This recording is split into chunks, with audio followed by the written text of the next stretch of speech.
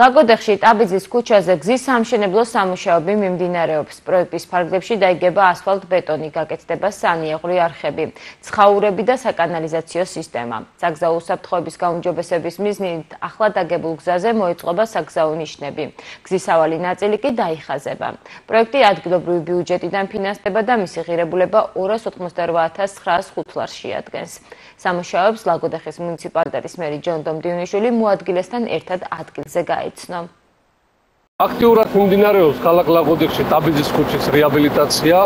პროექტის ფარგლებში ქუჩაზე მოეწყო კაპიტალური სანიაღვრე არხები, წყალამრიდები, ეწყობა ასფალტის საფარი და უკვე რამოდენიმე დღეში ქუჩის მოსახლეობას ექნება შესაძლებლობა კომფორტული გზით ისარგებლოს. პარალელურად მინდა ვთქვა, რომ ლაგოდეხის მუნიციპალიტეტში რამოდენიმე ლოკაციაში სოფლებში მიმდინარეობს ანალოგიური ტიპის სამუშაოები და აქტიურად გრძელდება ინფრასტრუქტურული პროექტები.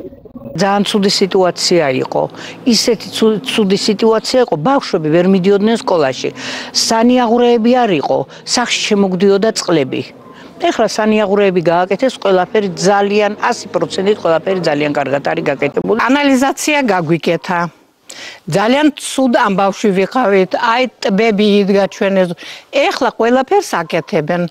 ხო, ასფალტი უკვე დააგეს. გაგვიკეთეს ყველაფერი. ხო, მადლობის მეტი არაფერი გვეთქ